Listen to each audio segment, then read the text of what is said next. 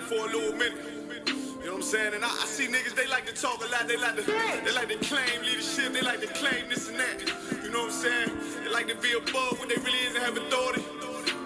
But they don't really need that authority, they don't really know what to do with that leadership. You understand? You hold hands with this boy, your ass need to stop and ask you to give a damn what you talk about. Don't give a fuck what you believe, nigga. Gotta stand up and serve my God. We don't pray on our knees, nigga. Yeah. Everybody ain't with all that peace talk. Everybody ain't with all that bike on me. Boy, ass need to stop it. Ass need to prop. It's about to get serious. When they hit us with dope and kill us with crack, where the fuck with your leaders? I'm curious. He cashed out on your blood, traded you in and bought a new biz. Ask you the prophets, I tell you the scheme. If you don't wake up, you gon' die in your dreams. I tell you once, won't tell you no more. I swear these crackers try to kill us slow. Just spoke to a nigga and fed it up for parole. Because of the COVID, it feel like the host in this world that don't go together. Know that it's golden and ghetto. I'm in the city blazing with my niggas. Just told the devil the score never settled. Yeah, see the prophets. So I'm tired of these niggas keep talking about, you know, you respect my religion, I respect your religion. Boy, your ass need to stop it, ass need the prophets. You know, like we all come together. Cause you know, they say God so loved the world. God so loved the world and know boy, your ass need to stop it, ass need the prophets. Don't give a damn what you talk about. Don't give a fuck what you believe, nigga. Gotta stand up and serve my God. We don't pray on our knees, nigga. Yeah. Hey, gentlemen, y'all, we don't pray on our knees, nigga. Gotta stand up. You know what I'm saying? Boy, your ass need to stop it, ass need to prophets. One step, I'm silent for show. To the fake niggas, stay silent, I got it, let's go, let's go. I ain't taking no losses, ain't no token when we got the flow. Ain't no peace, just play with your own. I'ma be loyal to the right arm. Tell him we can't keep it slave. And I can never let bygone be bygone. Got your baby mother on high, got your baby pants through the fire. Ain't she the prophets? That baby so below to the Lord. How dare you abort it? Devil will fail you, bitch, I can afford it. I prepare slaughter, you bring me my water. Push your leaders weak, let them lies slip through their teeth. Their ass need to stop it, ass see the prophets. That's just the reality, Christians. I'm sorry to hurt your feelings. I know your pastor lied to you every Sunday for 30 years, but that's what the church is for, lying. That's why it exists, to lie the money out of your pockets. Boy, your ass need to stop it, ass see the prophets. Give a damn what you talk about. Don't give a fuck what you believe, nigga. Gotta stand up to serve my God. We don't pray on our knees, nigga. We don't pray on our knees, nigga. Gotta stand up to serve my God. We don't pray on our knees, nigga.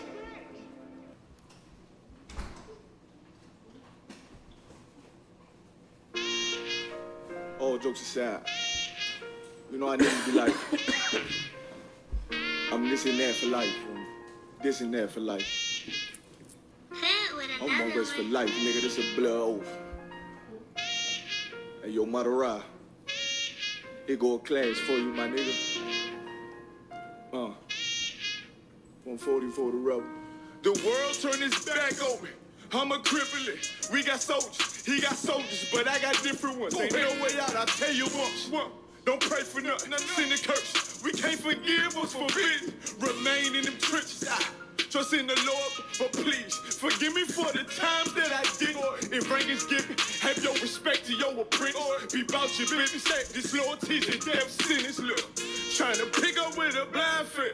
They said there'll be many mansions. I'm just grinding for my time share. Them devils ain't playing fair. They hunt you like Van Pelt, but ain't no getting out the game like Jumanji. You take that oath, it's a Dundee. They try to deal death to a priest. You won't make it out in one piece. So you can stand. Just make sure you got the heart. Say your name 3 times, then it's death do us part. No. So how you feel about this truth I done shown you? This ain't the like you think, little nigga. I should want even your own people go disown. And the Lord said they hate you for my name, so you better keep it on. Ain't no more guessing, ain't no more questions. Make sure my election till I'm tucked away like George Jetson. Murder for capital, now it's murder at the Capitol. The world in amazement, we like fuck 'em, raise it, raise it. I pity those watching life as it go by. Be giving mercy in this life, I don't know why. In pump smoke, never try to. The day that all my brother be the dead, that's all I don't. Either fold or salute, my nigga. Salute, my nigga. They like, how you stay focused? I told them I'm motivated cause of you, my nigga. Brotherhoods and weapons, still got weapons on the scene. And I never do my niggas like Bishop did Raheem. Never mind in all beliefs, they under anesthesia. Shorty say she need me, said she wanna let that love go. Told I let that love grow.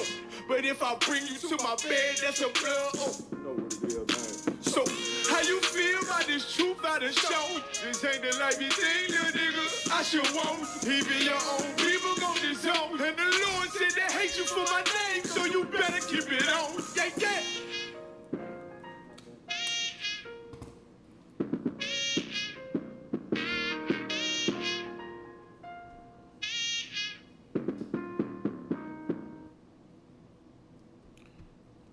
Hey, Shalom Israel. This is the Israelite School of Universal Practical Knowledge. Started For out our at One patients, West. for our communities, for each other, you can count on us to show up. Is music your life? Make it your career at the Los Angeles Recording School. Learn to produce your own songs, scores, soundtracks, and more. Master the same gear the pros use with hands-on training in our dub stages, Icon Studio, and Salaki for that, y'all. That little interruption. So this is the Israelite School of Universal Practical Knowledge. Started out at One West, Harlem, New York, 125th Street under Commander General Yohana. This is Isupk Kaleem. This is the Tuesday Brotherhood class. I'm Officer Tapazar, and beside me is Trooper Karkazar.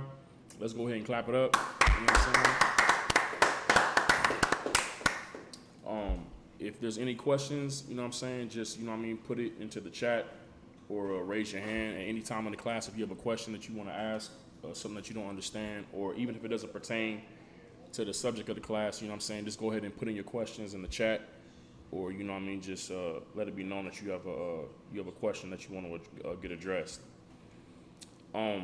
Today's topic of brotherhood is accountability.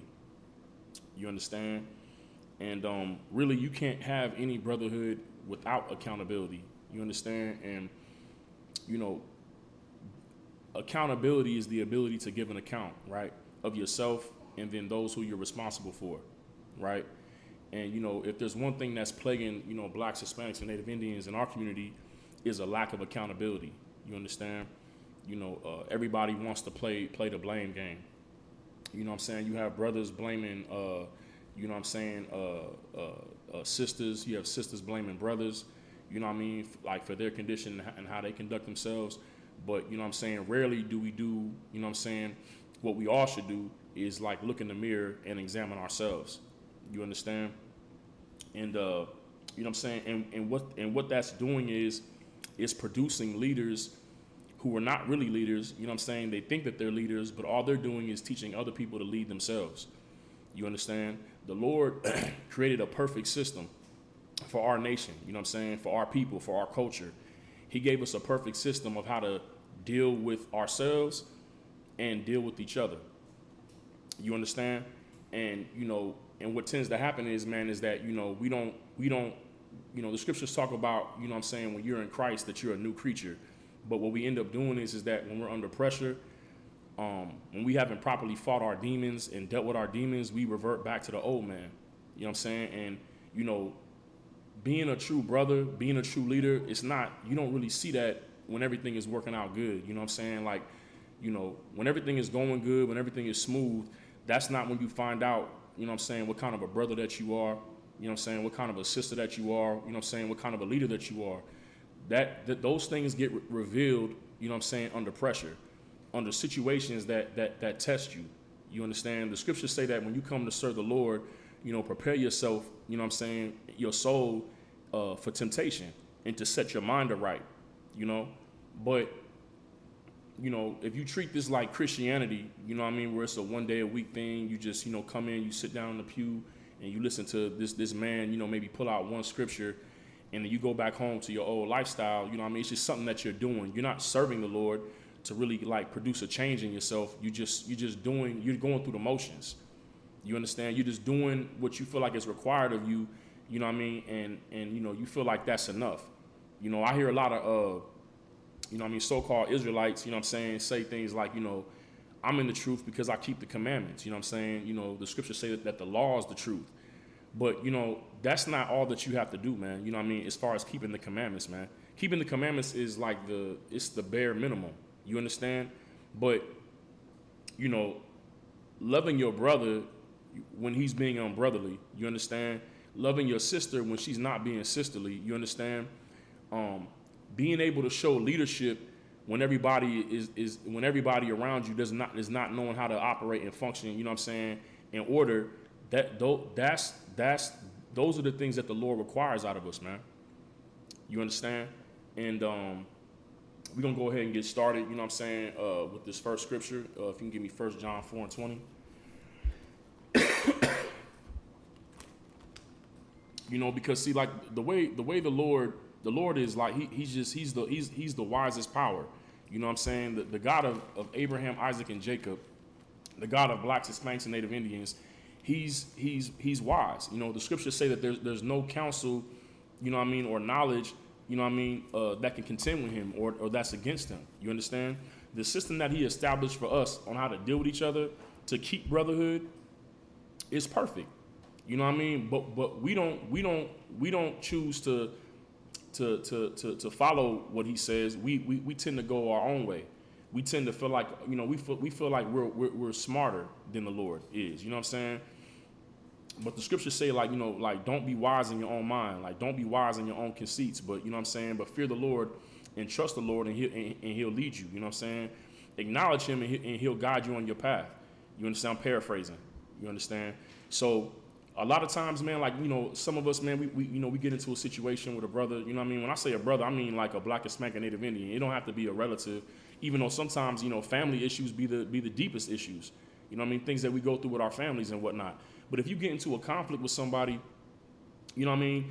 You know, I see a lot of posts on Facebook, social media, where like people are posting things like, you know, if God is for you, who could be against you? The Lord is going to lift you up in front of your enemies. And they're not talking about the other nations who are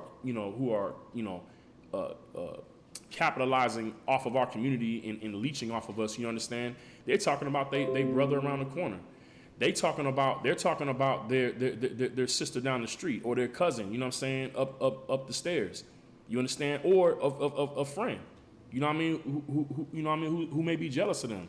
That's who they're referring to. And see, we feel like God can be with us, but he ain't gonna be, but he's not with our brother or our sister.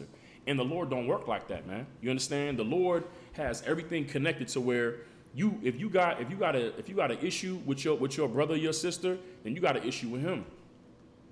You understand? It's like, you know, sometimes, man, like my son and my daughter, man, like, you know, like my daughter run up to me and she be like, you know, she telling on her brother, you know, he did this and he did that. I'm like, well, did you talk to your brother first? Did you have a conversation with him? No. Well, why are you coming to tell me? Why are you telling me? Why haven't you talked to them yet? Because and it's just children, you know what I mean? Like, they don't understand yet. They're still developing. You know, we understand that. But the goal is to get that other person in trouble. And even as adults, we're still acting like children. We feel like we can go run and tell somebody, you know what I mean? When we feel like, instead of being a man and being a woman or a sister or a brother and dealing with that person one-on-one in a mature way, you understand? In a reasonable and practical way, we want to go run and get somebody and try to get that person in trouble. But the Lord is not like that. He's not partial in his judgment, man. You understand? His first requirement is for you to deal with each other first.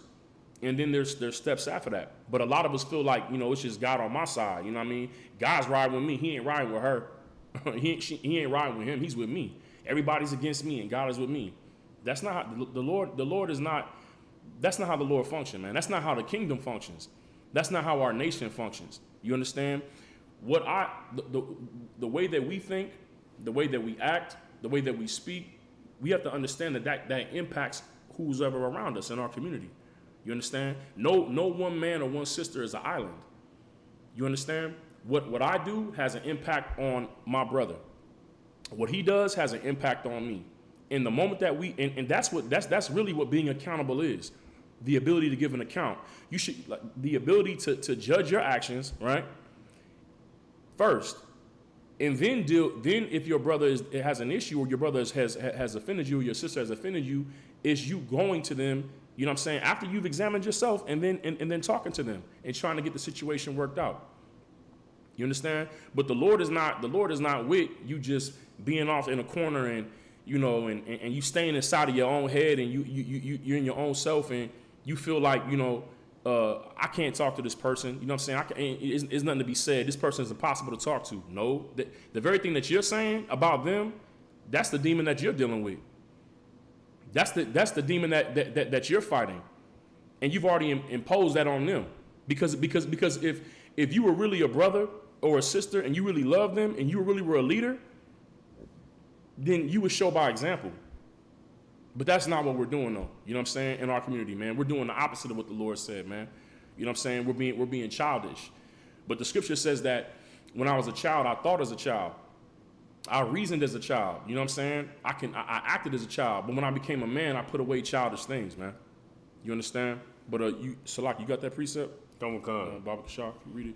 This is the book of 1 John chapter 4, verse 20. Mm-hmm. If a man say, I love God, and hateth his brother, he is a liar. We experience that in the Christian church all the time. You know what I'm saying? We go to church on Sundays. I mean, I know I experienced this. You know what I'm saying? It was within my own family. You know what I'm saying? My aunties. You know what I'm saying? Not really my uncles, because, you know, it wasn't really a lot of men up in the church. But my aunties, you know what I'm saying? Grandmother. Or just, you know, the elder women in the church, man. They'll be sitting there, you know what I'm saying, going to church, singing the gospel songs, and then as soon as church was over, and maybe even in church, while they pinching me to stay awake, right? Because my neck is numb off the wood pew, because I'm falling asleep, because the pastor ain't saying nothing. But while they sitting in the church, they may see a sister come through, and, you know, maybe her outfit wasn't, you know what I mean, what they want to call modest or whatever, you know. But they talking about the sister. Gossiping right there in the pews. You understand? You know, or they see a sister walk through, right? You know, and it's like, oh, you know, she talking to Deacon Johnson.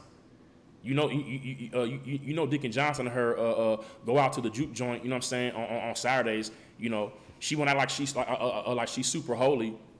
You know what I mean? She out here being a whore, talking about somebody.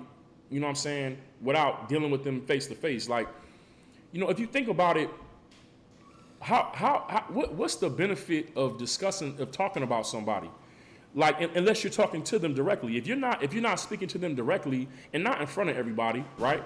And we're going to get into that, the commandments and the instruction that Christ gave us on how to deal with our brothers, because the law does say, you know, suffer not sin upon your neighbor. Like, if your neighbor's doing something wrong, you're required to say something to him. But what is me talking to him, and I got an issue with another brother? What's the benefit of me talking to him about that? What's he gonna do about the situation? He's not even involved. That's not brotherhood, man. That's hatred. That's hatred. And it's really showing that I'm not a brother. You understand? I'm not being a leader. Because if I really was a leader, right? Because the scriptures also say this, that whoever would desire to be the greatest, you have to be the servant of your brothers, right? How is it serving my brother talking to another brother when I have an issue with him, or I've observed maybe something that, you know, that needs to get addressed? How is that a benefit of me talking to somebody else? It's not.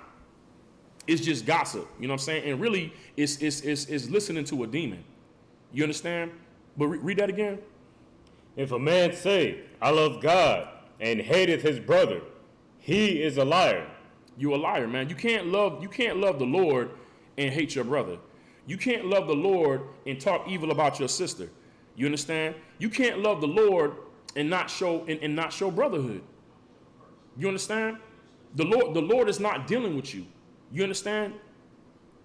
The Lord's requirement is that we first deal with each other, and then if the relationship between brothers and sisters is in order, brothers and brothers, sisters and sisters, brothers and sisters, if that's in order, then that's an indication that we love God and we love each other. Right. You understand? But if we're not taking heed to what the Lord said, then we're showing ourselves to be liars, man. And how does that work coming out of the Christian church to come into the truth and we're doing the same thing that the Christian church does, man.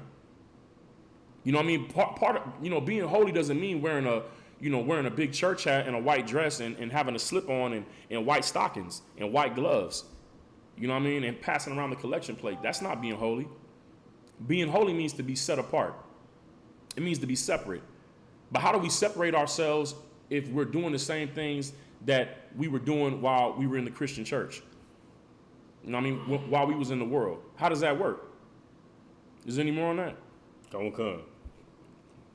For he that loveth not his brother whom he hath seen, how can he love God whom he hath not seen? Nobody has seen the Most High, man. Nobody has. The Most High has never even been on this earth. You understand? The Most High has representatives. He has the angels, the Elohim, and the prophets who represent him in his message, and that's how he communicates with his people. But no one has ever seen the Most High. But we talk so much about the Most High. You know what I mean? Oh, how I love God. You know what I mean? Without God, I'm nothing. I can't do anything. But then we don't want to forgive our brother down the street.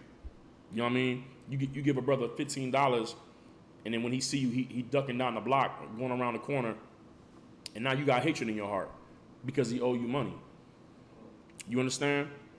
Or your brother, you know what I'm saying? He maybe you helped your brother out and he wasn't appreciative of that. You understand? And he stepped on your toes. Listen, man, the scriptures doesn't dictate what you should be offended by. The scriptures doesn't say that there's a criteria of what you should be offended by. You can get offended at people. People can get you upset. But there's a way to deal with that. There's a way to address that. You understand? And it's not by going to somebody else and talking about them, man. You understand? Was there any more on that? Salakia. Live. Okay. If you can give me Matthew 18:15. Yeah, man, like I said, man, Christ gave us the perfect system from the Most High on how to deal with each other, man. And we about to get into that, man. Because part of you, like I said, brotherhood is accountability. Part of you being a brother is being accountable for yourself. You know, and you know, you being accountable for yourself, it's not just, how do I put it? You have to be honest with yourself. You know what I mean? The scripture says to love your neighbor as yourself. You got to be honest with yourself, man. If somebody has crossed you and made you feel a way about something, you're not supposed to sit on that. You're supposed to go and deal with that person. You know what I mean? And we finna get into that. If you could, Papa Kashab. It's the book of Matthew, chapter 18, verse 15.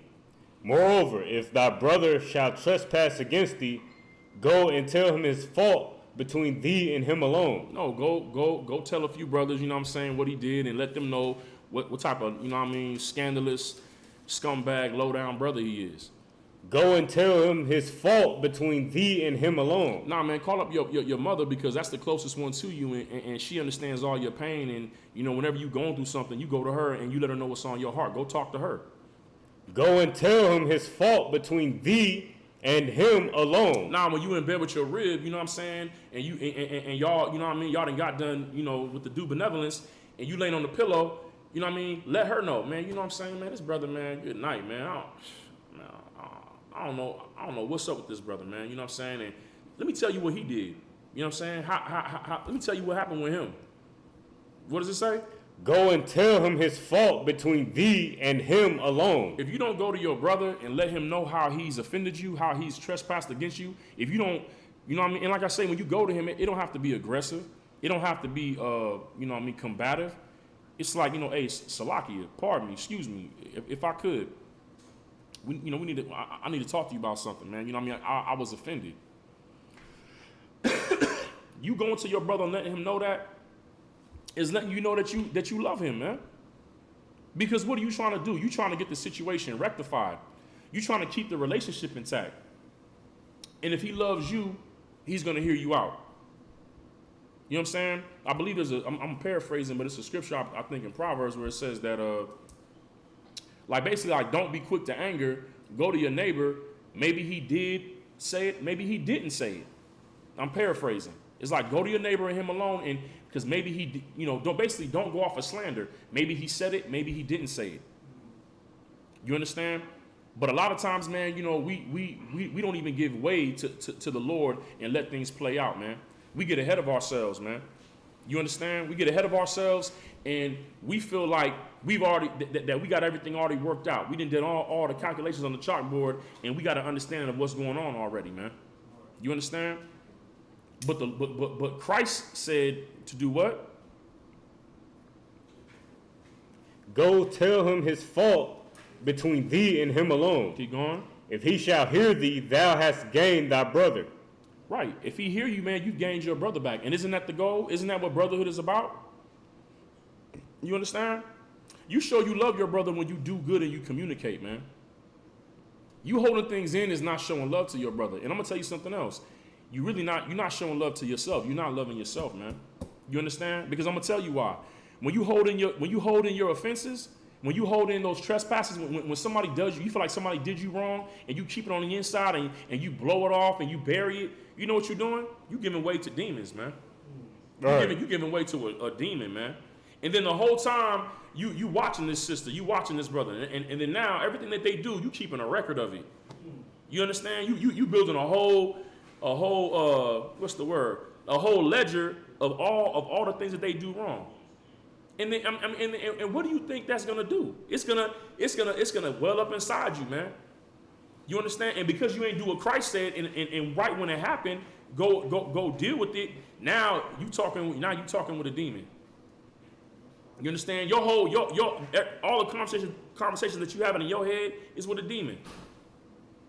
You understand? As a matter of fact, let me get that. It's Ephesians 4:26.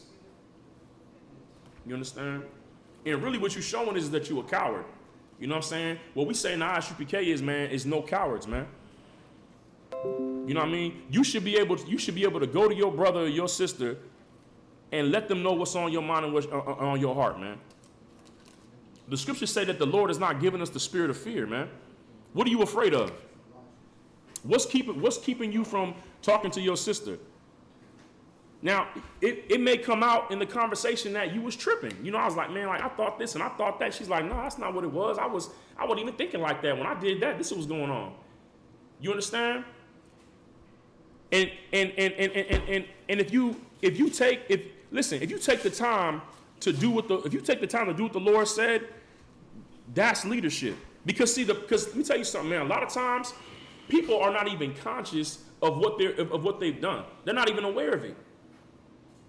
And now it's just you mad, and you know if you've really been a coward, you didn't went and talk to other people about it. Now you didn't spread a gossip and slander on this person who you haven't even talked to make sure and clarify if that's what they was dealing with, man, at the time. You understand? Is some more on that? I got Ephesians if you want it. Oh, Salakia. My bad. Let's go ahead and finish out that Matthew 18:15, and we'll go to that. Salakia. I was getting ahead of myself. Verse 16. But if he will not hear thee, then take with thee one or two more, that in the mouth of 2 or 3 witnesses every word may be established. Nah. If he don't hear you, go back, think about it, think about something better to say, because maybe you could have communicated the offense better, and then now try it again. Try to take it to him alone again.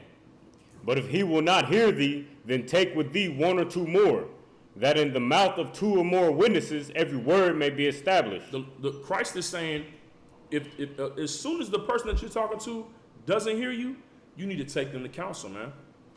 And when I say counsel, I don't mean go and get your auntie and your cousin and your sister and have them come downstairs and say, let me tell you what's going on with us. You need to go to the men of the Lord, man. The priests of the Lord. You know what I'm saying? Righteous men who will give the Lord's judgment, who are not going to judge by appearance. They're not going to be partial, because when you bring it to them, they have no vested interest in what's going on. They're going to hear the matter and judge the matter. And then what you're going to be receiving is the Lord's judgment. You understand? But then what a lot of us do is, man, we want to take things into our own hands, man. I mean, we want to deal with it ourselves. We feel like we got it figured out. But that's going against the scriptures, man. And that's going against the Lord, man. You understand? That's not of the Lord, man. The Lord is not with that, man. Is there any more on that? You want to get verse 17? Yeah, if there's any more, go ahead. Verse 17. And if he shall neglect to hear them, right, tell it unto the church. Right. So now listen, if you take it to counsel, right, to the men above you, the men in your zone, right, in your area. And in the course of this discrepancy getting talked about, and everybody gives their sides, and the men above you give a judgment, if the other person is not feeling that judgment, then it can go up to the leaders of our nation, man. You understand? And really, that may not be a good idea, because now you're bringing it even closer to Christ when you bring it before those men. You understand? But nevertheless, the protocol is in there. If they're not trying to hear the men above them, all right, let's take it up to the next level. Now, once that judgment comes down, there's nowhere else to go after that. You understand? Read it again. And if he shall neglect to hear them, tell it unto the church. But if he neglect to hear the church, right, let him be unto thee as an heathen man and a publican. That's heavy right there, man.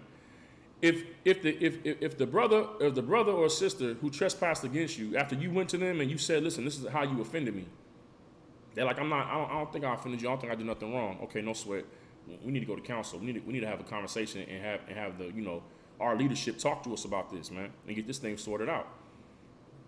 If they don't hear the leadership, and then it gets taken up to the generals, and the generals address it, you know what I'm saying?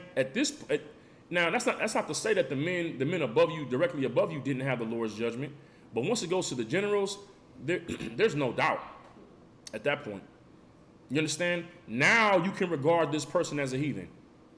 You understand? And how is Israel supposed to deal with heathens? We're not. Outside of business.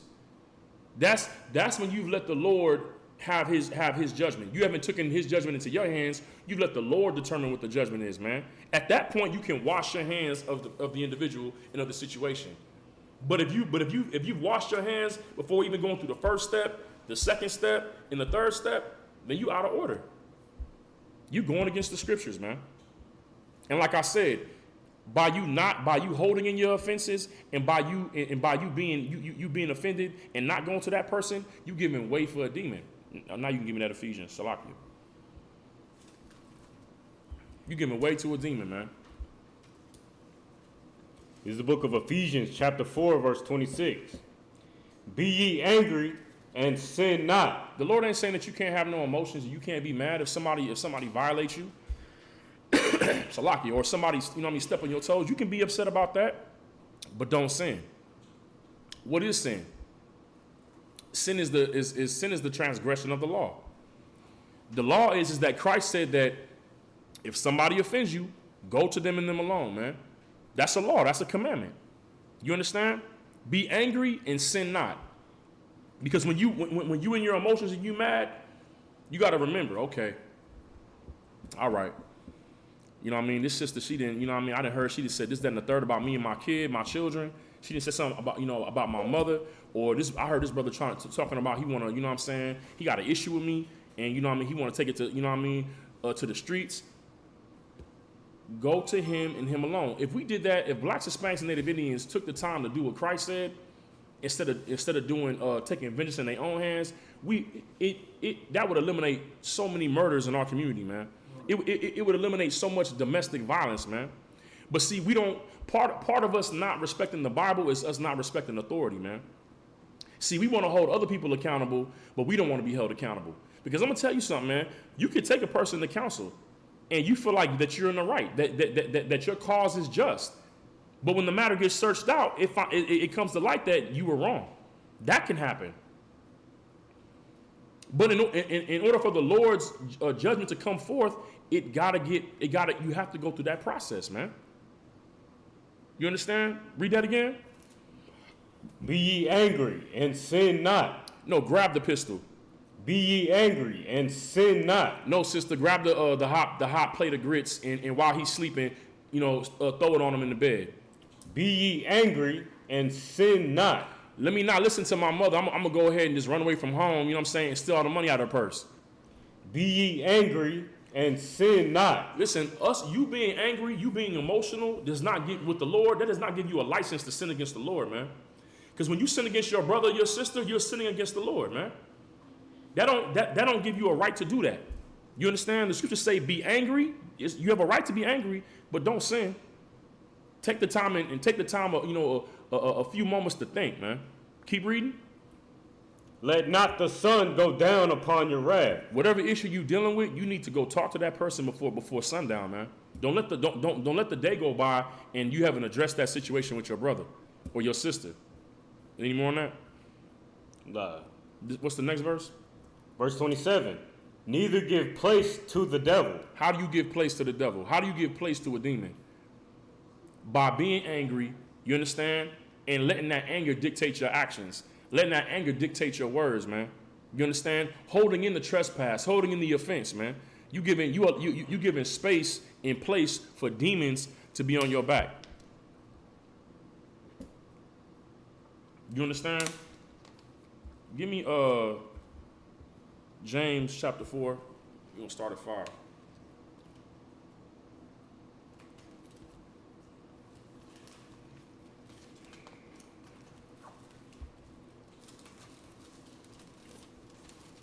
And I'm gonna say this, man. Sometimes, man, like I said, in this truth, we have rank and order, we have structure. You know what I'm saying? We have it's a structure of authority. And sometimes, people who feel like that they're subordinate. When I say subordinate, let me say when you're under somebody in authority, right? You could be a son or a daughter under your parents. You understand? You could be in school under your teacher. You understand? In a marriage, you know what I'm saying? The wife, she's under the authority of her husband. You know what I mean? In our school, you know what I mean? In this school of the priests and prophets, man, the Isupk, we have men above us. Okay? In that position, because a person's in authority over you, it doesn't mean that they're, that they're, in America, they got something called diplomatic immunity. Okay?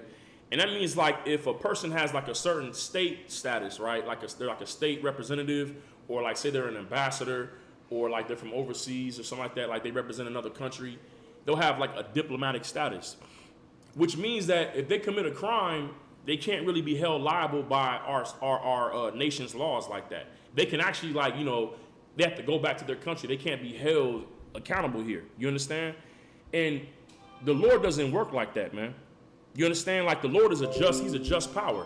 All right. So now if you have somebody that's above you, you know what I'm saying?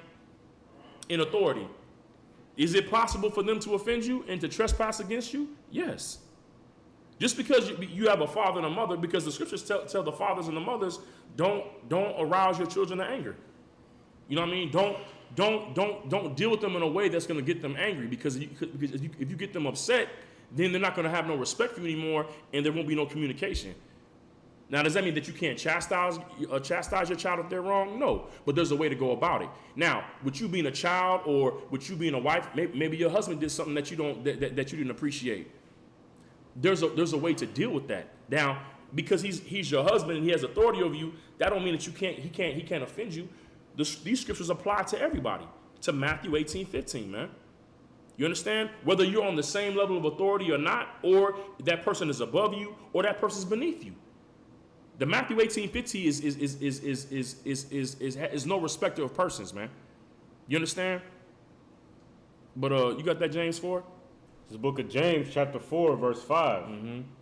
Do ye think that the scripture saith in vain, the spirit that dwelleth in us lusteth to envy? Can somebody look up that word envy for me and give me the definition?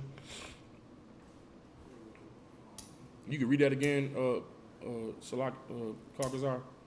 Do ye think that the scripture saith in vain, the spirit that dwelleth in us lusteth to envy? Sometimes, man,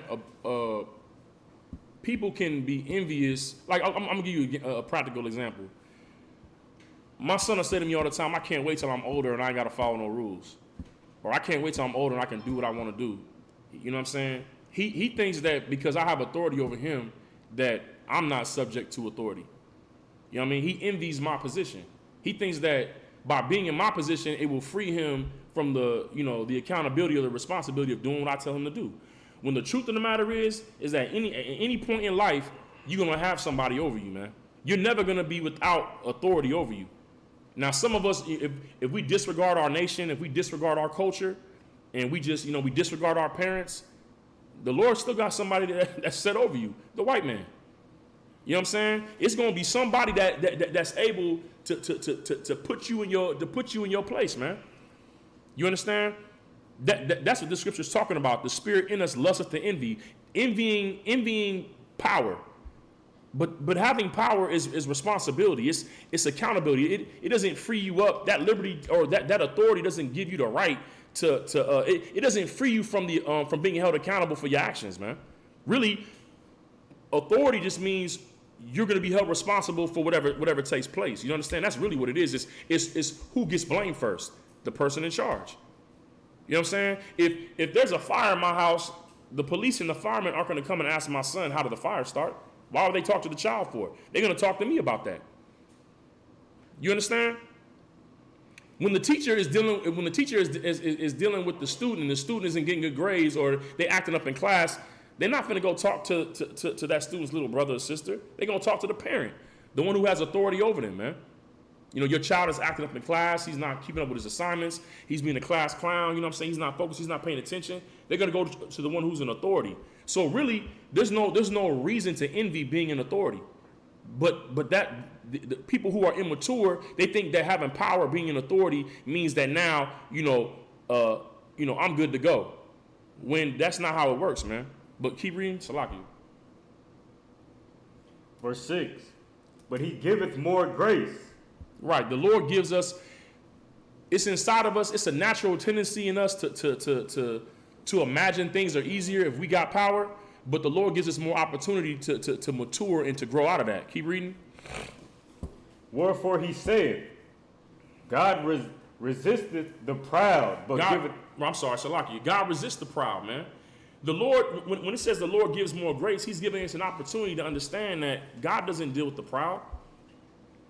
You having a mindset that I'm about to ascend to this position and I'm about to, be like, I can't wait till I'm 18. Because, a lot of children with y'all parents, man, y'all do that. Or when I'm 18, I'm leaving the house. You know what I'm saying? I'm a grown man. I'm a grown woman. You just responsible now for your actions. Now, and really, it can happen before that. You got the court system. You got the court system convicting kids at 15 and 14, charging them as adults. You becoming 18 doesn't mean that you've attained all the wisdom in the world and you know how things work. And a lot of times, man, like technology, you know what I'm saying? We say things like, man, it's not like the old days, you know what I'm saying? Y'all, you know what I mean? Y'all dealing with the old way. We in a new way now. Times have changed. The scriptures say there's nothing new under the sun. It's nothing new under the sun, man. And you reaching the age of 18, you getting a certain position, you know what I mean? That's not going to fix all your problems. You having freedom. You understand? Because if you don't understand what to do with that freedom, it's going to get you put in prison. It's going to get you locked up. It'll have you back living with your parents again. You understand? Keep reading. Salakia. Wherefore he saith, God resisteth the proud. God doesn't support people that are prideful. People who feel like they're know-it-alls. It don't matter how much we know. You understand? It don't matter how much knowledge we have. We don't know everything. You understand? Like, don't get trapped by that. The only person who is all knowing is the Most High, man. That's it. That's it. We're all growing. And I'm gonna say something else. Just because you feel like you see everything doesn't mean that you see with understanding. You understand? That don't mean that you understand what you see. My kids do it all the time. Daddy, it's like we don't never see you go to work. What do you do? They're sleeping and I'm up doing stuff. They don't know what I'm doing. They're children. They're on that level. You understand? And I'm gonna be transparent, man. I remember one time, man. I had a situation with my mother, man. I was a teenager, and I was like, I think I was 17, and she came to me. I got my little job or something like that. I had a job, and I wasn't really making too much at the time. But she was like, I'm gonna start charging you rent, and I got an attitude with her. I'm like, charge me rent? I'm your son. How you gonna charge me rent? I'm your son. I'm like, this little check ain't nothing. What I'm gonna do? You know what I mean? So she wasn't trying to hear it. She was like, listen, this is what I'm charging you. This is what you're going to pay. So for three or 4 weeks, I get my check, and she be like, yo, give me this certain amount of money. And I make a big deal about it. You know what I'm saying? Every time she do it, I'm like, you know what I mean? I'm running my mouth, talking under my breath, so on and so forth. Around the 6th week of her doing this, I did it again. I was like, man, you know what I mean? I don't know what I was trying to go out, and I ain't have enough. And I'm like, man, you taking my money and stuff. You charge me this rent, like, you know what I'm saying? Like, I'm trying to get something for myself, da-da-da-da-da. She comes to me and shows me a bank statement, right, with my name on it. And the money she was taking, she was putting it into a savings account. So when I turned 18 and I moved out, I have some money together. You understand? And I'm saying that to say this, that everything that you see at a certain stage is going to be dictated by your experience, man, what you're aware of, man. And this is why the Lord is saying, man, like he resists the proud, because we have to humble ourselves, man, and understand that those who are in authority above us, even though you may not understand what they're doing, there's a reason for what they're doing, man. You understand? And in terms of this brotherhood, man, you understand? We have to humble ourselves, man, to each other, man. And we have to respect the rank and order that the Lord set up, man. You understand? In the same way how I didn't understand what my mother was doing until she showed me. And really, I ain't gonna lie, man, I felt this small. And really, you know what I'm saying? Like, you know, I didn't even, and really she stopped taking my money after that. She was done with the situation, man. And I felt this small, but that's when I first got a clue of what it is to be an adult and to like and how this thing works, man. Because, you know, as a kid, all you used to is trying to get what you want. You see it, you want it, and that's it. You don't understand what it takes to earn the money, to spend the money. You have to be responsible for bills, and then still provide for your children, man. But even in this truth, man, coming out of Christianity in the world, man, there are things that you thought you understood, man, and you can't come in here with a full cup. You understand? You have to empty your cup out. What you think you know ain't what you know. Even when you think that you know, you can read all the scriptures in the world, man. But if you don't have the spirit of brotherhood, it don't mean nothing. It don't mean nothing. As a matter of fact, before we finish that off, give me 1 Corinthians 13, man. You know what I'm saying? If you got all the knowledge in the world and you got no brotherhood, you don't have nothing. You don't have nothing. You got that? 13 and 1. 1, verse 1. It's the book of 1 Corinthians chapter 13, verse 1. Mm-hmm. Though I speak with the tongues of men and of angels. Right. You know what I'm saying? If I know the La Shawan Kodesh, I can speak Hebrew, and I can speak Spanish and French. Right? Keep reading. And I have not charity. And don't have any brotherhood. Right? If I come in being able to speak multiple languages, but I ain't got no love for my people and love for my brother, go ahead. I am become as sounding brass. Listen, man, when I used to go to church, right, after church, they let the kids, like, go up to the drum set, and the kids get the sticks and start hitting the cymbal. Ding, ding, ding. You know, like they banging the cymbal. It was really irritating, man. But they just having fun. But that's what it's talking about, man. Or like, you know, and like you got them two cymbals in the bands they hit together. If the band's not playing and somebody's hitting cymbals, it don't sound, it's irritating. It's a noise that disturbs you. People can tell when you talk to them if you got love for them or not, man. If you really care about them, man. A brother might come to another brother and he's checking him on something. But the brother, he's getting checked, but he can tell that the brother is coming to him because he loves him. As opposed to, you know, you coming to a brother and it's no love there and you tell him the same thing, he gonna be like, man, this, I ain't trying to hear this shit. So, excuse me, select my language, select it for my language. I'm not trying to hear this. You understand? I'm not trying to hear nothing you got to say because there's no brotherhood there. There's no love there. It's not out of a genuine concern. It's because you got a spirit of pride and you feel like you right. Right? Keep reading. I am become as sounding brass. Right. Or a tinkling cymbal. Right. Verse 2. And though I have the gift of prophecy. Right. And understand all mysteries. Right. If you able to come and teach, you know what I'm saying, out there to the people on the corners, you got the breakdowns in the scriptures, right? Go ahead. And all knowledge, and though I have all faith, so that I could remove mountains, and have not charity, I have not brotherhood, right? I am nothing. We're nothing without brotherhood, man.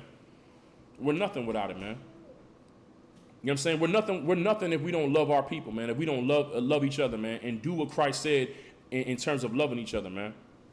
All right. Let's get back to that book that James 4. Salakia. It's book of James chapter 4 verse 6. But he giveth more grace. Wherefore he saith, God resisteth the proud, Right. but giveth grace unto the humble. Right. He gives an opportunity for the humble person to get out of that situation, man. You understand? But if you prideful, you ain't trying to hear nobody, man, you're gonna be rejected. God's gonna resist you, man. You understand? You're gonna embarrass yourself in the end of the situation. Salakia, what's is there any more on that? I think I'm gonna drop down. Drop down to verse 10. Verse 10. Humble yourselves in the sight of the Lord. Right. When you Salakia. Is there we got a plug for this? Are we good right now? Yeah, we need to plug this up, man. Hey, Salakia, y'all. When you humble yourself before the Lord, what that's really saying is humble yourself before the authority that He set over you. You understand? That's what He's really talking about, man. Is you humbling yourself to if you a child, you know what I'm saying, you a teenager, is you humbling yourself to your parents, man. Okay? If you a wife and your husband is telling you something, man, humble yourself to your husband. You understand? If you a young man, humble yourself to the men above you in this truth. If you a trooper, humble yourself to the men above you, man. Because whether whatever your rank is, if you're an officer of 50, 500, 5,000, if you become a captain, you're answering to somebody, man. Commander General Yohana answers to Christ. Christ answers to the Most High. The angels answer to Christ and the Most High. You're never going to reach a position of power where you're not answering to nobody, man. So it's best for us to humble ourselves, man. You understand? Like it's really like you good night. It's like you're gonna bump and bump into the wall anywhere you go. You're not gonna be able to escape it, man. You understand? Oh, you two are. Oh, it's on this side? Salakia, y'all. Just give us 1 second.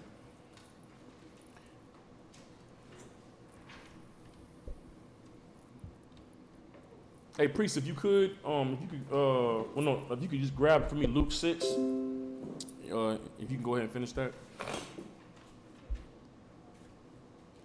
Humble yourselves in the sight of the Lord. Right, humble yourselves in the sight of the Lord. And He shall lift you up.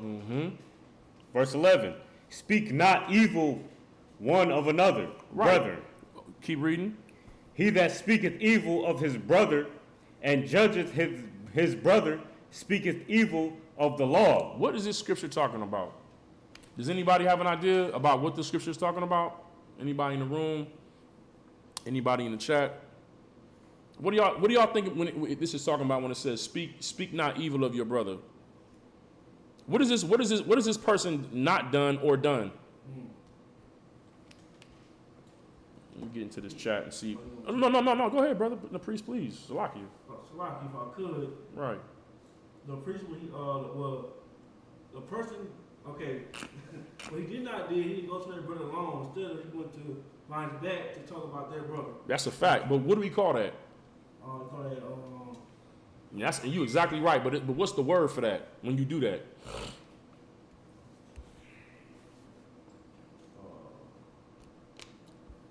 When you go and talk to somebody else instead of talking to that person, what do we call that? fake. It's being fake. It's being hella fake. That's what you said, right? Fake? Mm-hmm. Yeah, but what do you call that though?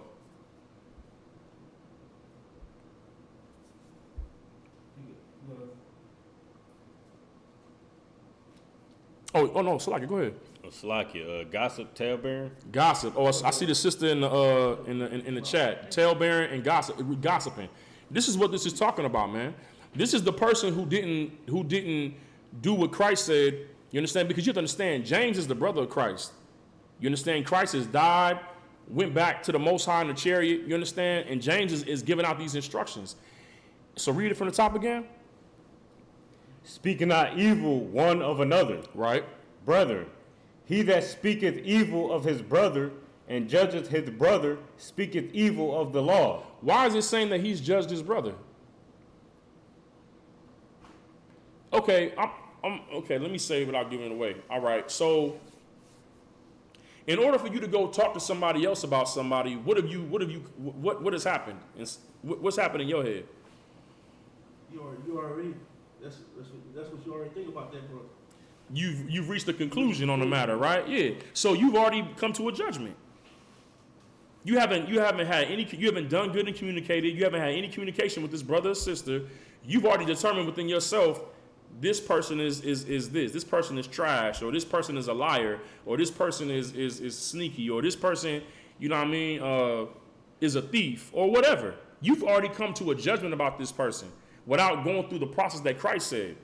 So now you're speaking evil of the law. Why is it saying that you've judged your brother and speak evil of the law? Because the law that Christ gave us, which is to do Matthew 18:15, by you going to somebody else and talk about them, you saying that the law, the commandment that Christ gave us is evil. Read again. He that speaketh evil of his brother and judgeth his brother speaketh evil of the law. Right. And judgeth the law. Judgeth the law. What have you judged about the law? It doesn't work. Or maybe that it doesn't work, but it's not worth me working. Right. It's not a law that I should work. Not that it don't work, but it's not worth me even doing it. Because if you had respect for the law, you would do what Christ said to do. But all this is really showing, when you don't do what Christ said, it's really showing that you despise government. You despise authority, that you're a rebel. You're a rogue. You don't care about the Lord. That's why we said in the beginning when we read that if you hate your brother, you can't hate your brother and who you see every day and then love the Most High. You're a hypocrite. You're a liar. And you speak evil of the law because you can't love God and hate his law. You can't love God and hate your brother or your sister. It's that simple. Is there any more on that, warrior? But if thou judge the law, thou art not a doer of the law, but a judge. Read that again. That's heavy. But if thou judge the law, thou art not a doer of the law. Right. If you sitting back and taking the law into your own hands, that's you judging the law. You feel like you're the authority. I can go ahead and say who this person is and what they are, and I'm gonna go ahead and condemn this person. You're not doing what the law said. You're not a doer of the law, which means that you're not even a righteous judge.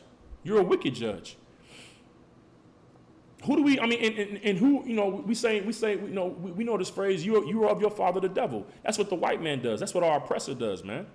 And the scriptures say, envy not the oppressor and choose none of his ways. We know that the white man doesn't, he's a hypocrite. He doesn't even keep the laws that he creates. He don't even keep them laws. If he gets caught up in the laws that he makes, he just changes the law to where it fits him. But we don't serve a power that wants his people, his nation to conduct themselves like the wicked, like our oppressor, man. Read that verse again, Salakia. Verse 11. Speak not evil one of another, brethren. He that speaketh evil of his brother and judgeth his brother speaketh evil of the law. Right. And judgeth the law. Right. But if thou judge the law, thou art not a doer of the law, right, but a judge. Right. Is there any more on that? Okay, no sweat. So yeah, that's basically talking about don't gossip. Don't be a gossiper. And that goes because really, and I'm gonna say this, but I'm saying this carefully. That's something that females do. But females shouldn't do it. Women shouldn't do that. But if you're a man and you gossiping about another man, you're acting like a woman. All right? But the women, the daughters of Sarah, y'all shouldn't be doing that neither. All right? Whatever issue you got with your sister, you need to go to that sister and talk to her. And you should not be discussing anybody else's business, you know what I'm saying, with your sisters, man. The scriptures talk about, you know what I mean, that you should be, you should have an honest report and not going around as talebearers. You know what I mean? But teaching the women to be chaste and obedient to their husbands, man. and keeping the home, not running around running your mouth. You understand? The only time that you should be speaking on somebody else is if you're speaking to them. And then and like I say, as the scriptures say, if they don't hear you, then you take it up and give, and you know, you have that, you know, you take it to council where everybody's side can be heard. But that's the only time that it should be getting talked about or dealt with. All right. But I want to get into something else. Priest, if you give me that Luke 6 and 39. This is the book of Luke. This is the book of Luke, chapter 6, verse 39. Let me say this before we get into this scripture, okay? It's easy to point the finger. It's easy to look at a brother or sister and be like, they're doing this, they're doing that. That's easy, man. But like I said, brotherhood is accountability. See, my conduct and my actions, if I call myself a leader, is going to have an impact on the men that are under me. Right? So if I see something in the man under me that I don't like, guess who's responsible for that? Or I thought in Salaki, let me put not that I don't like Salaki, that's the wrong way to say that. If I see something in a brother that's under me, that's under my authority, that is unbrotherly or is not according to the scriptures, guess who's responsible for that? I am. If you see something in your children, right, in their behavior, right, that you know is not godly or you don't approve of, guess who's responsible for that? The parent is. If you have a classroom, right, and the kids are throwing paper and they're out of order, you know, and like, you know, the studies aren't able to come out and kids aren't able to learn, the teacher of that class is responsible for that. The school administrators, the principal, he's responsible for that. If you have authority, that authority is not meant for you to condemn the people that are under your authority. You're there you're responsible for them. You have to give an account for them, as well as an account for yourself. Because how can I speak on somebody that's under my authority and tell on them without me telling on myself? Because the next question is, okay, did you talk to this brother about this? What's going on? Why is he doing this? What did you say to him? Did he see you doing something like that? A lot of times, man, as parents, man, you know, we hear our kids saying certain things, and we get mad at them. You're like, don't use that language. Don't talk like that. But they, you know, they heard you talking like that, using that kind of language. Now, does that give them kids a right to talk like that? No. You got to check it, but you also need to check yourself, man. You understand? The scriptures say that, you know, let us examine ourselves to see if we're in the faith. Improve ourselves, man, to test ourselves. You can't speak on another brother if you haven't examined yourself. So in the spirit of that, go ahead, priest, you can bring that out. It's the book of Luke, chapter 6, verse 39. And he spake and set up a parable unto them. It's from Christ. Can the blind lead the blind? Say it again. Can the blind lead the blind? Christ is talking about leadership right here. Can the blind lead the blind? So if somebody's leading, this person's in leadership. So can a person who can't see lead someone who can't see? But this is my question. What should that person be seeing? The person who's leading, what should they be seeing? Is it the person that's blind? No, they should be able to see themselves. You should be able to, if you're in leadership, you should be able to look at yourself and ask yourself, am I operating with integrity? Am I operating with zeal? Am I being a proper example to the people that are under my authority? You understand? Keep reading. Shall they not both fall into the ditch? If the person that's leading is blind and the person that's following is blind, then they both gonna end up in a bad situation. You understand? Because like, if you can't see, how you gonna lead somebody who can't see? If you can't even see, that's just practical, right? Is there any more on that? If you could, Baba Kashar. Verse 40. The disciple is not above his master. What is Christ saying? See, if you carnal, you're gonna take this scripture to mean like, oh yeah, the disciple, he's not above his master. He got to stay in his place. That's not what Christ is saying, and we know that because of what he said in the first line. If the blind lead the blind, both will fall into the ditch. Christ is saying the disciple is not above his master. What he's saying is that the disciple can't do anything better than what his master is doing. So if the master is a hypocrite, guess what the disciple is going to be? A hypocrite. This is what we have in Christianity, man. You understand? They up on the pews telling people don't commit adultery, don't have sex before marriage, even though sex is marriage, right?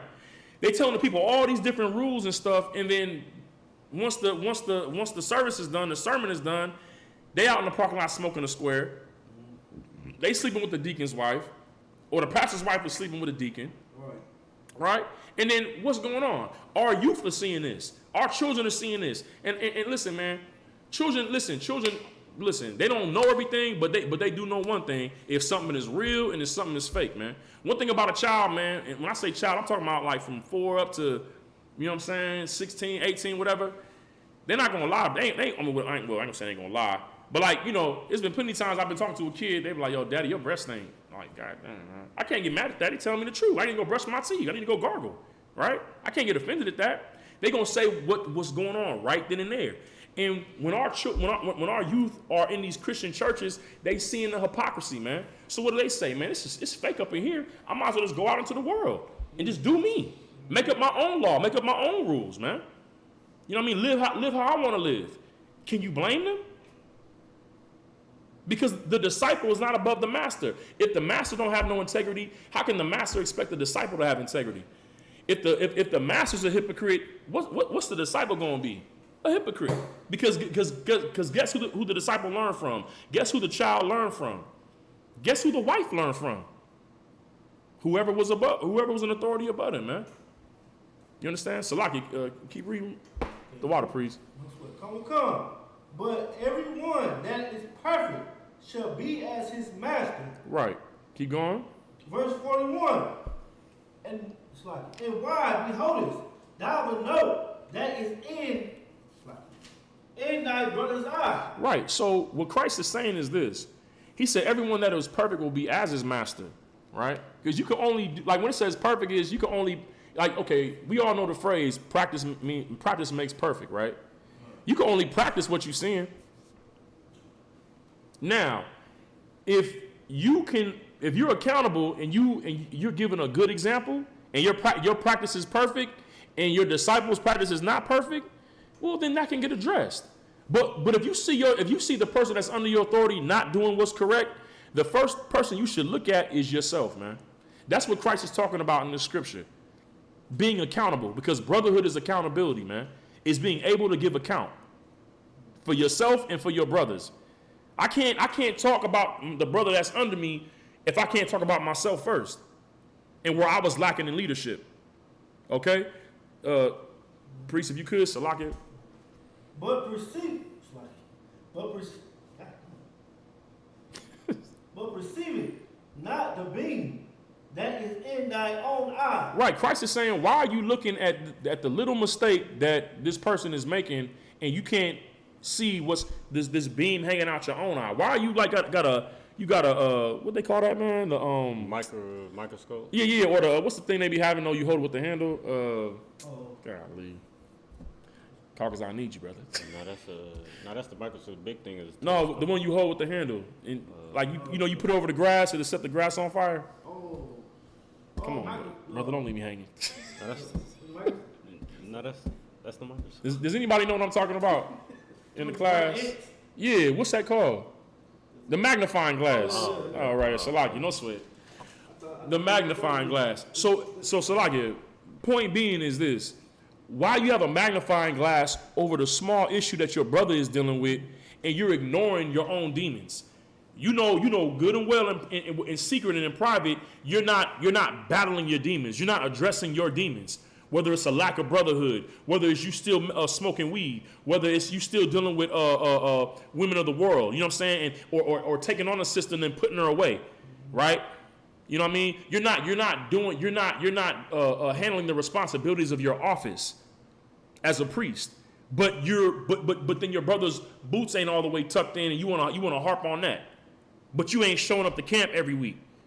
Hey brother, your boots, you make sure them boots is tucked in. But you ain't been to camp in 3 weeks. I'm just giving out examples. Why are you beholding the mote in your brother's eye when you got a beam in your own eye, man? The scriptures say that to whom much is given, much is required. The Lord said that the servant who knew little, right, who didn't know his Lord's will, he's still going to get a punishment. Ignorance of the law doesn't mean that you're not responsible, you know what I mean, for the law. I think I said it wrong, but I'm paraphrasing. Your ignorance of the law doesn't make you free from the law, right? So now the scriptures say Christ was like, listen, if you didn't really understand your Lord's will, you're still going to get beaten, but with a few stripes. Because at the end of the day, every child is born with a conscience. At least blacks, Hispanics, and Native Indians. We know we can tell right from wrong as kids. Listen, I got a 2-year-old son, man, Quadash, man. He'll be over there doing something he knows he's supposed to be doing. He's 2. He can't even talk yet. He can't even say dad. He ain't even said dad. Well, he may say daddy a little bit, but he can't really communicate yet. He'll do this. He put his hand over his eyes. Shame. You know what I'm saying? That's something the Lord put in him. You understand? Or when you know, because I got twins. So when his brother do something wrong, I look at him. He get to running. He run off. Because he know I'm about to hold him accountable. And that's at 2. Right? So you may not know the scriptures. You may not know that pork is an abomination, or catfish is an abomination, or smoking weed is a sin in the scriptures, right? Or that if you have sex with a person, whether you be a man or a woman, that you got to stay with that person for the rest of your life. You may not have known that. No sweat. You're still going to get addressed about it. But now, if you know the scriptures, if you know the law, right? You claim to be a teacher of the law. You're teaching people, and then you're not doing what the law says. You're going to get the worst punishment. It says you're going to get beaten with many stripes, man. The more you know, the more you're going to be held accountable for. That's why the scriptures say, "Let us not be many masters," knowing that we're going to receive the greater wrath, because we're aware of more. And the more you know, the more you're accountable for. You got to remember that, man. That's not like a well, I'm not gonna say it's not a plus. It's a plus if you're not a hypocrite. It's a plus if you're mature. But if you're immature, it could be your destruction. Because pride goes before a fall, man. You understand? Salaki, you can keep reading. Verse 32. Verse 42. Mm-hmm. Either how canst thou say to thy brother, let me pull out the mote that's in thine eye, when thou thyself beholdest not the beam that is in thine own eye. Man, Christ is heavy, man. Man, let me tell you something, man. Christ was a real brother, man. He was the realest brother that ever walked this earth, man. You know what I'm saying? And he loved blacks, Hispanics, and Native Indians, man. And he wanted us to have that love for each other, man. How can I be sitting there trying to talk to this brother about what he got going on, and I haven't dealt with my demons? I haven't confronted myself about what I'm dealing with, man. A lot of us, man, we come to this truth, and I'm being transparent. I was one of them.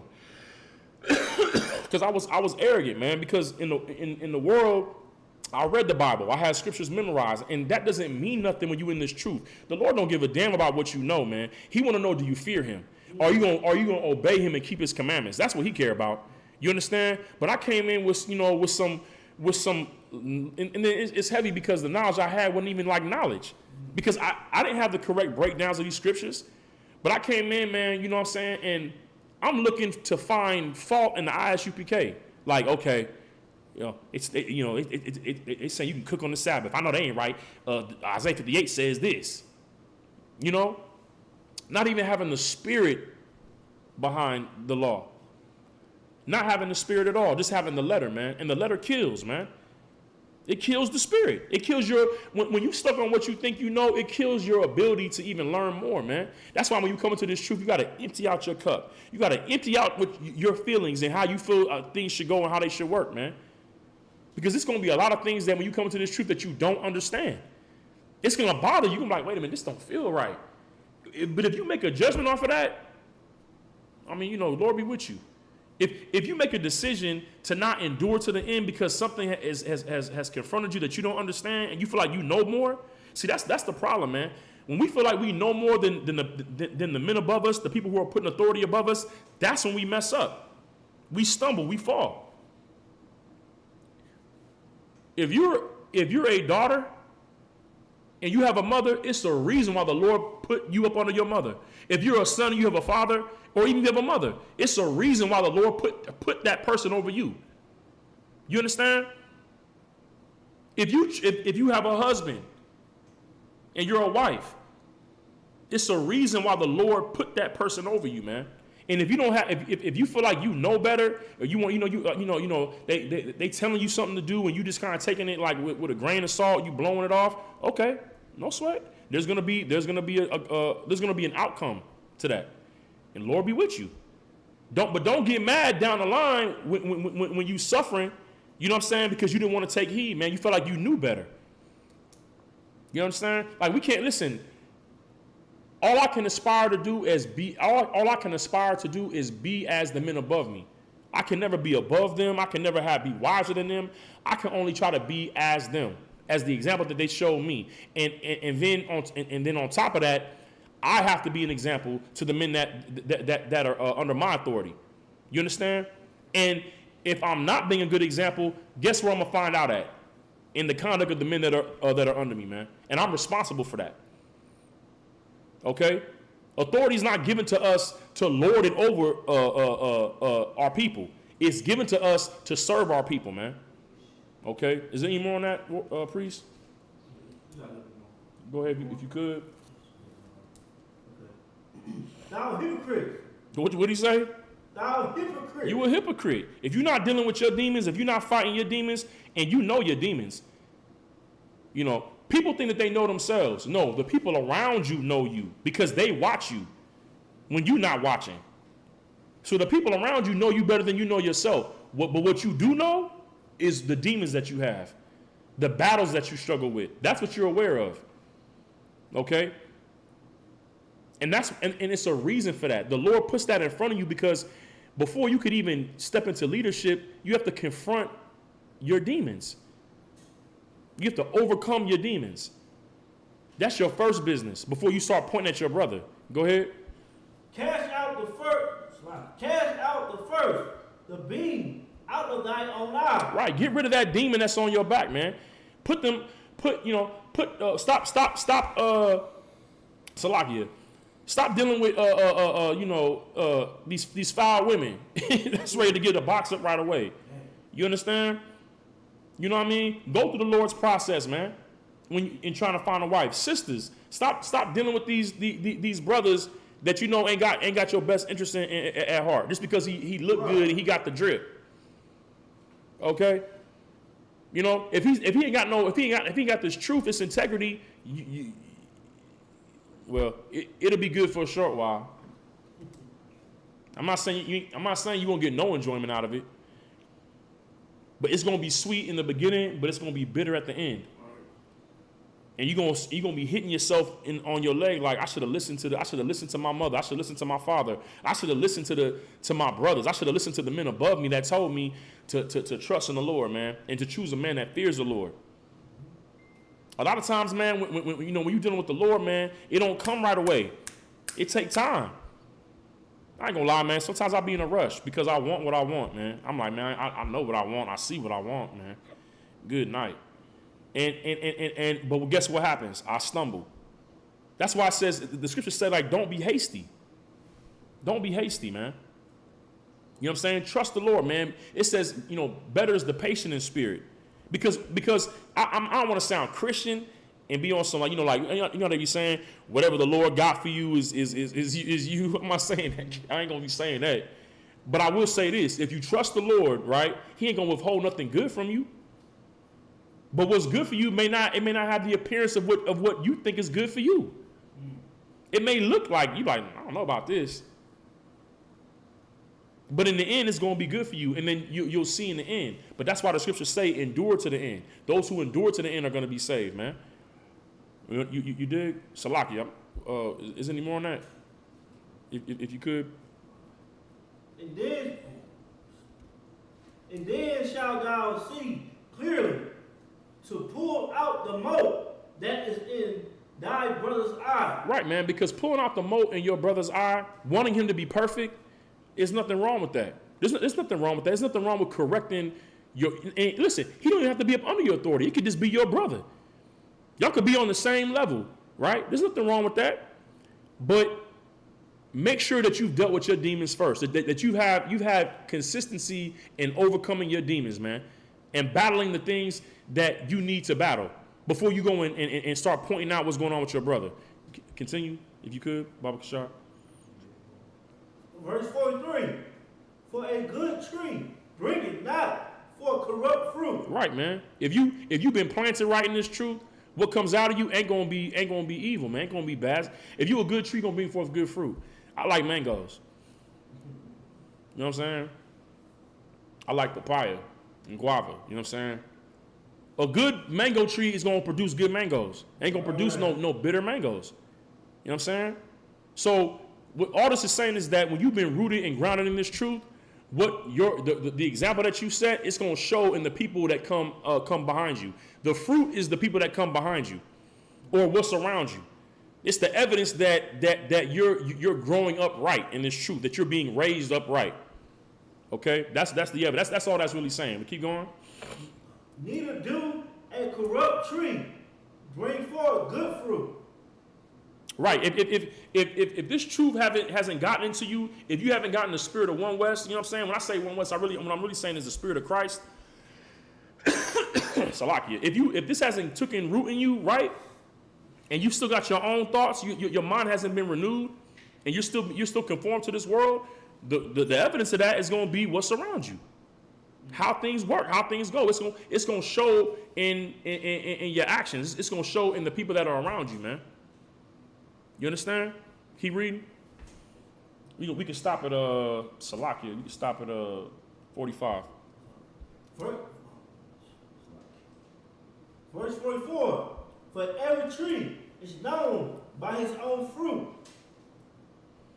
For of thorns men do not gather figs, nor of a bramble bush gather their grapes. What it's saying is you're not gonna pick grapes from a thorn bush. You know, I spent some time in Cali, man. I was, like in my elementary and middle school, high school, I was in Cali, and we used to have tumbleweeds, man.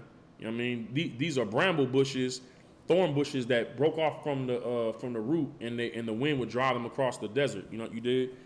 You're not gonna get grapes out of that, because that's not what it is. Christ said a tree is gonna be known by its fruit. You know what I'm saying? A tree can look like anything. It can look like it's standing upright, but the fruit that comes out of it is gonna let you know what it is. Your brotherhood, you know what I'm saying? It's gonna get exposed eventually, man, because eventually it's gonna show what's inside of you. It's gonna come out. Okay? But what I'm saying is this: the fruit that comes out, the tree is responsible. If you're in leadership, you're responsible for who's up under you. You know what I mean? So if the fruit is bad, then what? The tree is bad. The leadership is bad. The scriptures say, as the priest, so is the people, man. You understand? This is why Christ is coming and talking not just to the disciples, but to the people, and he's saying, don't be hypocrites. That's why we say in Isupk, no cowards, no excuses, and no hypocrites, man. Now, are we capable of having hypocrisy? Yes. But now check this out. What did the Lord say earlier? But he gives grace. He gives you an opportunity to humble yourself, man. Because you ain't got to stay a hypocrite. The only thing that would keep you in your hypocrisy is only one thing, man. That's pride, man. The scriptures say only by pride cometh contention. If there's contention, somebody's dealing with pride in the mix. It could be both people. It could be one person. It could be the other person. You understand? But only by pride comes contention. But with the well-advised is wisdom. And we know that Matthew 18:15, that's excellent advice. If you are taking action on Matthew 18:15, you're well-advised. You know what to do. You're going to that brother and him alone. If he hears you, then you gain your brother. If he don't hear you, go to counsel. you're well advised. And you let the men above you deal with the rest of that. Okay? Is that it on that, priest? No sweat. Now listen, man. Like I said, Matthew 18:15 ain't got no picks. It ain't like, because you're an authority that you can't get brought to counsel. But there's a way to go about that. All right? If you can give me 1 Timothy 5:1, you understand? If you got an issue with your mother, if you got an issue with your father, you understand? If you have an issue with your husband, there's a way to go about that. You know what I'm saying? It don't mean that they can't get you angry, they can't get you upset. That's a reality. But the Lord set up this order, you know what I mean, in this structure, and there's a way that we have to operate within that order. Okay? This book of 1 Timothy chapter 5, verse 1. Rebuke not an elder, not an elder. Right. So to the person that's in authority over you, you don't have no right to check them. You don't have no right to check them. That's not your place. Okay? Read again. Rebuke not an elder. Right. The person that's in authority over you, if you a daughter, if you a son, that's not your place to check your mother. Now, does that mean that you can't, if your mother has hurt you or offended you, that you can't go to them? Of course you can. Is there any more on that?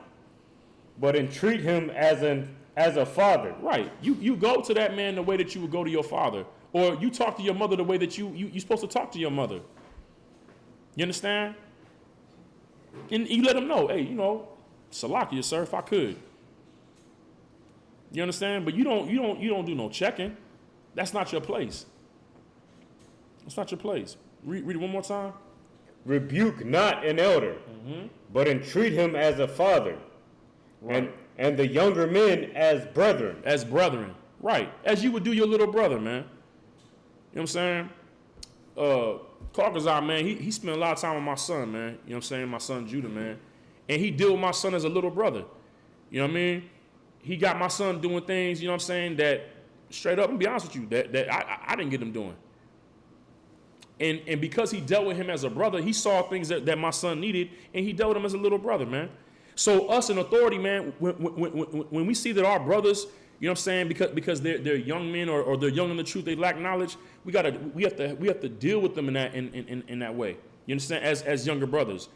But at the same time, you know what I mean? Like, brotherhood is not a one-way street, it's a two-way street. There's a way for those in authority, the elders, to deal with the younger, and it's a way for the younger to deal with the elders, man. You understand? That's according to the scriptures. All right? Is there any more on that? Concept. Okay. Verse 2. The elder women as mothers, the younger as sisters, with all purity. With all purity, man. You understand? When you're dealing with these sisters that are coming into the truth, man, you know what I mean? You're supposed to deal with them in purity, man. You understand? And if you got the sisters that are older, you know what I mean, that could be your mother's age, you deal with them as if they were your mother. You know what I'm saying? Listen, she's not at that age for no reason. That man is not at that age for no reason. Now, in the truth, we understand that physical and carnal age ain't got nothing to do with your spiritual age. But the Lord is still showing us the respect that we should have for each other, man.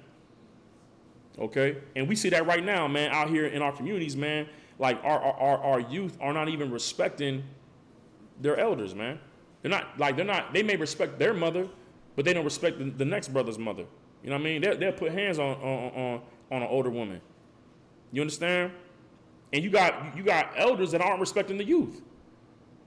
That are dealing with them as if they should know better already. You understand?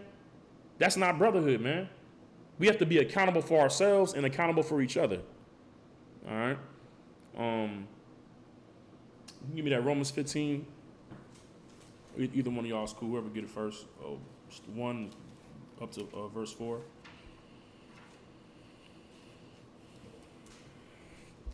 And see, this is the thing, man. We can't, just because, like, okay, your mother might have been a crackhead. Your daddy might have been on heroin. You understand? You may have seen your mother out there sleeping with a whole bunch of men. That don't give you a right to disrespect your parents, man. Now, I'm not saying you can't recognize the wrong that they've done, but the Lord that's still your parents, man. You might see your leader, you might see the man above you doing something that you feel is questionable, that you feel it's not just or it's not moral. And you can't let what you see determine how the respect that you show for him, man. You understand? Where you start feeling like, oh, okay, you know what I mean? He don't even deserve the position that he's in. You know what I mean? I don't work like that. I should be in charge. I'm the one that should be running the show. That's the wrong spirit, man. That's not the spirit of Christ. That's not the spirit of the Lord, man. And that's not what the scriptures tell us to do. All right? All right, and we have these records, man, in the scriptures, man, that show us, you know, the history on this. People out of our nation that have thought like that and where they ended up. Okay, but whoever got it, you can bring that out. Okay. Oh, sure. You say verse 4? 1 through 4, Salakia. Okay. Chapter 15, verse 1. We then that are strong ought to bear the infirmities of the weak. Right. If we're in authority, right? When I say authority, the authority means that you have the knowledge and you're practicing that knowledge. Right? We're the Israelite school of universal practical knowledge. If you're actively practicing this knowledge and you have a grip on the truth and you understand some things and you feel like you have some strength in this truth, your job is to read it again. We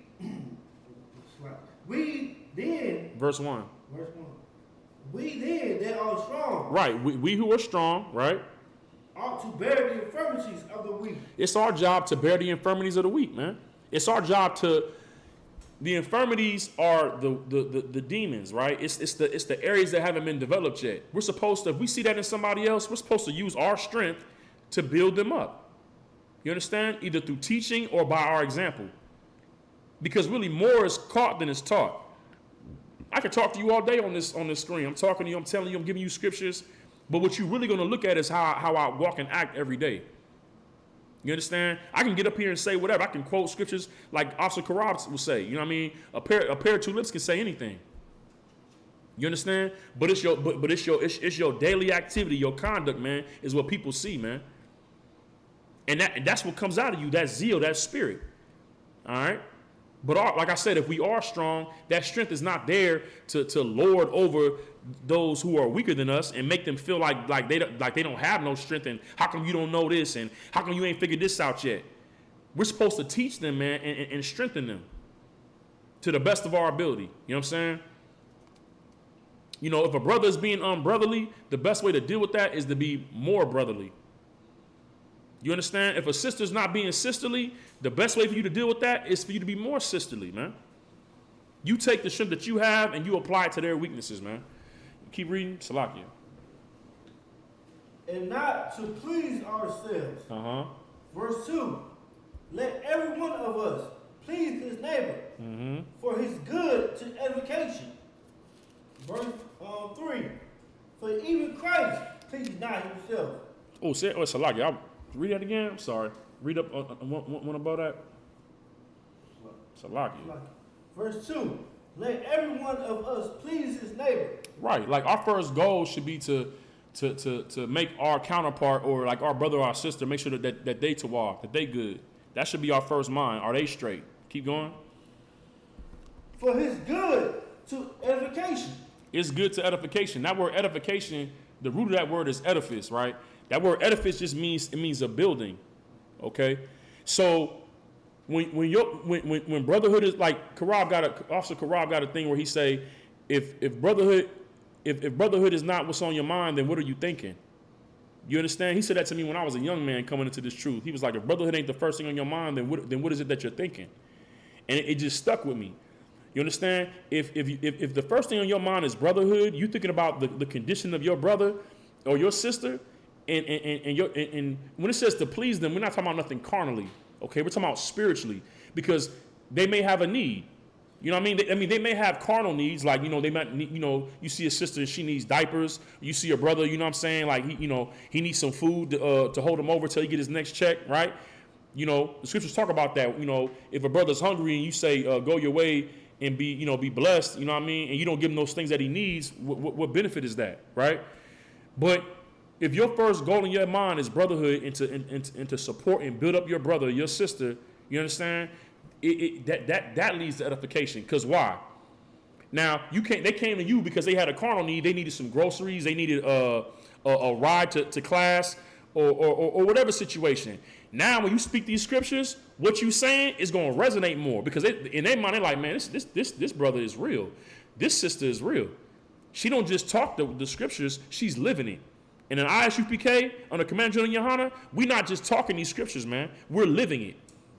That's not to say that we've attained perfection, but we strive for that perfection every day to be perfect. You understand? And that perfection comes through brotherhood, man. It comes before esteeming your brother before you esteem yourself, man. You understand? Salaki, is there any more on that? We got 2 more verses. So, verse 3. For even Christ pleased not himself. Man, Christ ain't, man, that's heavy, man. Salaki. Just read that one more time, brother. That's a heavy, and it's a short verse. It's a short precept, but it's heavy. What? Read again. Come. Verse 3. For even Christ pleased not his brother himself. Slide. Even Christ didn't please himself, man. See, a lot of times, man, like I'm gonna be real with you. A lot of the demons that be on us as a people is selfishness, man. We thinking about ourselves first. What makes us feel good? What makes us comfortable, man? You understand? When if you a true brother and a true sister, you should be thinking about the needs of your people, man. The people that are in your immediate circle in your nation. That's why we came into the ISUPK, man, to serve Christ. But we serving Christ and walking after Christ, and you just heard it right here, man. Christ didn't come to please himself. He didn't. Listen, man. Christ didn't have a wife. And I'm not speaking against having wives. You understand? Like, you know what I mean? If a man want to have a wife or not have a wife or have a lot of wives, that's his decision. But Christ came out here with a mission, man. You understand? He was sent unto the lost sheep of the house of Israel, man. He came to let our people know, man, who we were again. Because we had lost our way, man. We're living under these oppressors and these Roman powers, man, and we had lost our way. The house of David is in shambles, man. Joseph, who was a carpenter, who was supposed to be seated on the throne, he's over here doing carpentry. He's been brought down to a lower state. And we got Pharisees and Sadducees, man, what you would call today modern day Christian leaders. You understand? Teaching us the law of Moses, the truth, in a hypocritical way, man. Where the people then left off from like, man, we don't want to hear this no more, man. In fact, the people didn't even get back in tune until John the Baptist came preaching repentance, man. And that's what it takes sometimes, man. You know what I'm saying? Somebody with some zeal that the Lord sends to cut through all that dead air, that white noise. Ain't nobody trying to hear the Christian church no more, man. They didn't see what happened during the COVID, man. They understand that the Christian church don't have the answers. People want to speak down on the Israelites. You understand? But it's more people going through that Bible now since we've been on the scene. And I'm not saying that as of late it may have taken on more momentum, but we've been here since 1969, man. This ain't nothing new, and we've been here before. And I ain't gonna get into all that. But what we're doing now, we've been doing. Ain't nothing new under the sun. Okay? Salakia. Where was you at? Verse 3. Go ahead. Verse 3. For even Christ pleased not himself. Christ didn't come to please himself, man. Christ didn't come down here to do his own thing, man. You understand? Even when he was in the wilderness being tempted and Salakia. And Satan came to him and offered him the kingdoms of the world, man. That was all. I mean, that already belonged to him, but he was waiting on the Father to give it to him, man. Right. He didn't come to please himself. That's what them temptations was about. You go 40 days without eating, of course you're gonna be hungry, man. In your head, something like, man, you need to get something to eat. You out there in the desert, man. You know what I'm saying? The sun beating on your head for 40 days, and you walking around. You're like, man, does the Most High really mess with me? I'm out here going through this. Man, maybe I should just toss myself up off this cliff and see, because the scriptures do say that the angels will bear me up lest I dash my foot against a stone. Let me see if that's true. That's what Satan said to him in his head. You know what I mean? But he didn't come to please himself, because him even trying to ask that, him even trying to deal with that question would mean that he wanted to prove the Lord's love for him, and that would please him. Him turning the stones into bread and satisfying his hunger, that would please him. Him taking authority over the world based on his right as Christ to do so, that would please him. At that particular time, if he did it at that time, that would please him, man. But Christ knew he came to die for blacks, Hispanics, and Native Indians, man. And if we say that we believe on Christ, man, what's our duty, man? Not to get up in the morning thinking about what can I do for myself, man, but what can I do for my people, man? How can I better serve my brother? How can I better serve my sister? How can I better serve my nation? I'm going to tell you how. Brotherhood and being accountable. That's where you start at. That's the foundation. Salaki, is there any more on that? As it is written, the reproach of them that reproached thee fell on me. Right, man. We out here on these street corners, man, and we getting reproached. Y'all crazy, y'all Power Rangers, y'all teaching hate. You know what I'm saying? You know, you teaching our people to hate. The reproach, you know what I'm saying? The reproach of the people has fell on us, man. And all we trying to tell our people to do is to show brotherhood and to love each other, man. To stop selling our people, each other drugs. To stop putting our sisters out there in the corners to be whoring and being prostitutes. You know what I'm saying? To stop abusing yourself with drugs, man. To stop killing your brother, man. In these useless gang wars, man. When we have an open enemy that hate us all. And those reproaches, the slander for serving Christ, it's falling on us, man. But as the scripture said earlier, right? The disciple cannot be above his master, but only as his master, man. If they call Christ the devil, what you think they're gonna call us when we get out there in them corners and speak the words that Christ spoke, man? And tell our people to gather ourselves together, oh nation not desired, and to love each other. And to get through whatever issues that we have, man, and to fight these demons, man. We won't get pushback.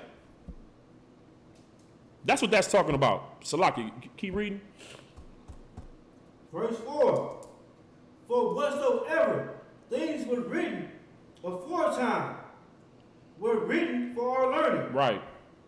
That we, through patience and the comfort of the scriptures, might have hope. Now, you know what I'm saying? What I was going to do is I was going to go into a story, you know what I'm saying, about, you know, in the scriptures, man, with David's son, to show you, you know what I'm saying, the wrong response of a young man dealing with a man in authority.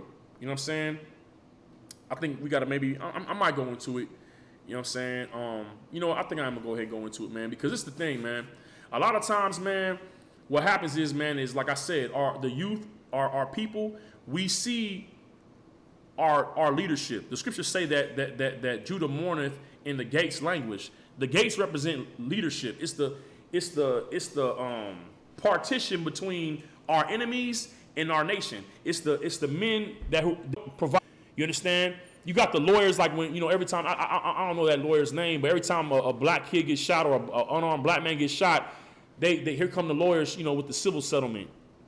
You know what I mean? Like they talk about the injustice and get the mother or the father of the victims or the siblings of the victims paid.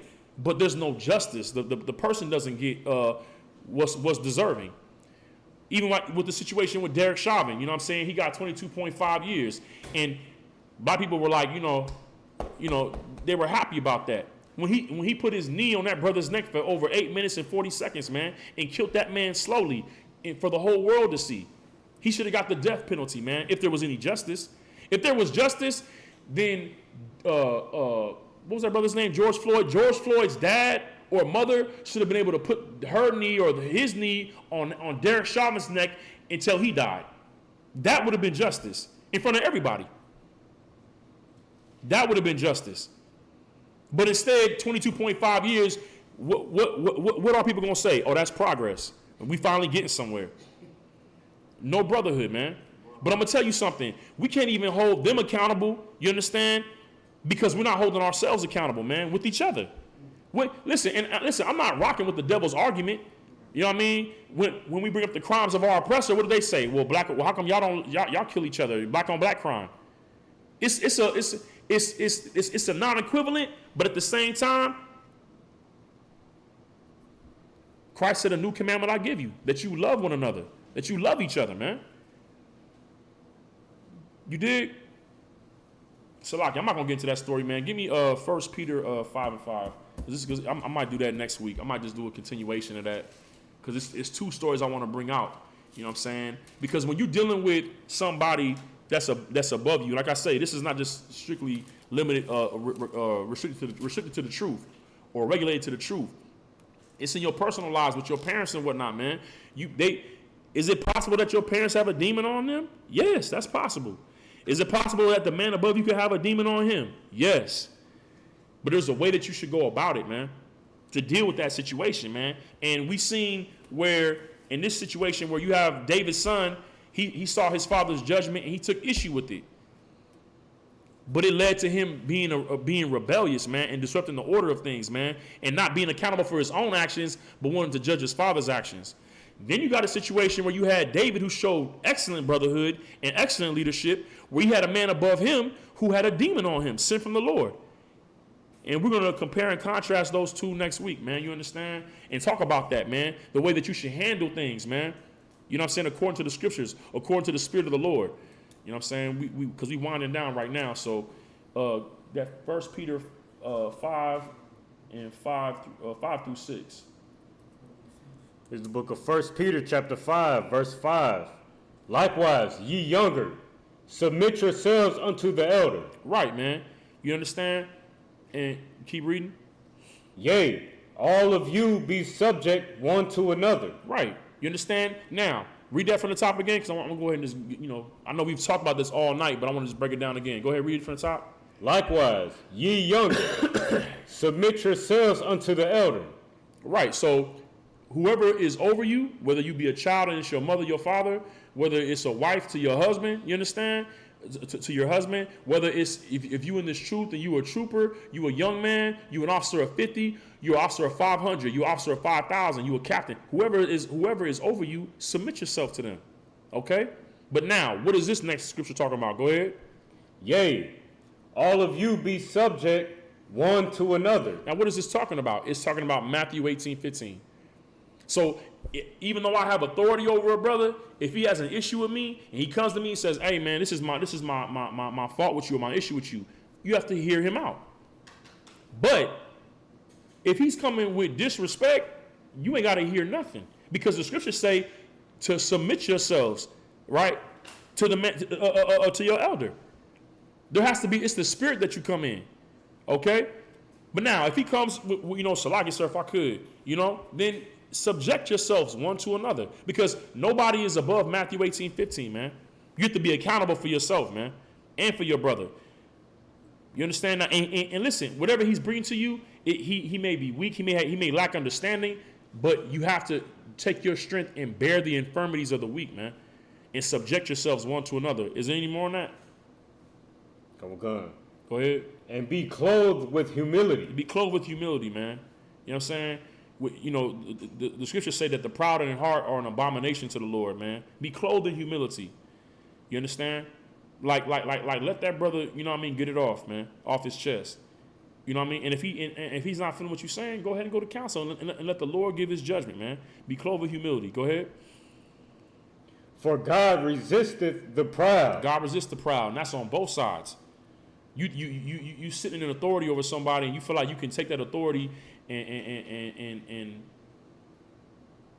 disrespect the brother, or you feel like you under that, man. You're like, man, I'm finna tolerate this, man. I'm gonna let him know, tell him about himself. God's gonna resist that, man. You won't. Basically, God resists the proud means the Lord is not on your side. That's what that basically means. Go ahead. And giveth grace to the humble. He gives an opportunity to the humble to let his judgment come through. Is there any more? Verse 6. Humble yourselves, therefore, under the mighty hand of God. Right. That he may exalt you in due time. Right, man. David suffered under a leader that had a demon on him, man, that was trying to kill him. You know what I'm saying? For a period of years. And David humbled himself, man. He showed brotherhood, man. And we're going to get into that next week, man. He showed brotherhood to that brother. He didn't feel like because Saul had a demon on him and you know what I'm saying, and he was out of order, that I'm going to go ahead and take matters into my own hands and do what I got to do.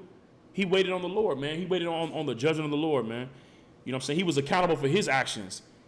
You understand? while keeping an account of what, you know what I mean, the man above him was doing, man. You understand? So it's important, man, that we be accountable, man, and show love to our brothers, man, despite how, you know what I mean, how they offend us. And that's what Matthew 18:15 is for, man. So with that, if there's not any questions in the chat or in the room, is there any questions, y'all, from anybody? Okay, no sweat. Then we're going to go ahead and good night. We're going to pass the class off to Trooper Karkazai for the security announcements, and then we're going to close out.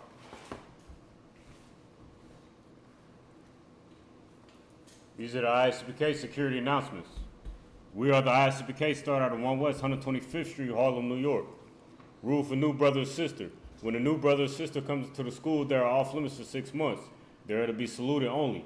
They are here to share themselves of the world. If they need transportation, the teacher will arrange it. After 6 months, if a brother or sister has an interest in a particular person, he or she must get permission from the head to speak to a brother or sister. There is another 6 months in which the brother or sister will court each other. After this 6-month period, the brother or sister will get permission from the head to marry. Tithes, which is a commandment, in Numbers chapter 18, verse 21, and in Malachi chapter 3, verses 8 through 10. Ma'ashara means tenth in the Hebrew. 10% of every penny of any increase the Lord gives you, give to the treasury department or teacher. Priest fund is a free will offering for priests. It's not mandatory. It's whatsoever amount you would like. Upcoming holy convocations. We have the memorial of blowing of trumpets.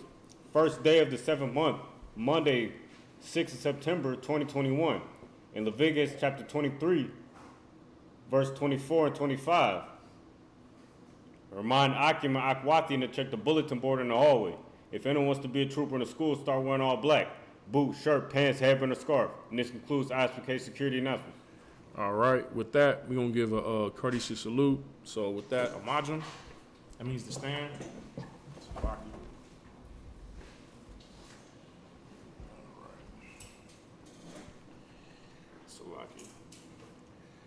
All right, first a courtesy salute to the brothers, men of Israel. Amadu Shabbat, Amajum, Barak, Yahweh Hashem Yahushua Barakatah. All right, Amajum, all right. Asar, turn to the sisters. Men of Israel, Amadu Shabbat, Amajum, Barak, Yahweh Hashem Yahushua. All right. With that, let's end the class. Hey, Shalom, Israel.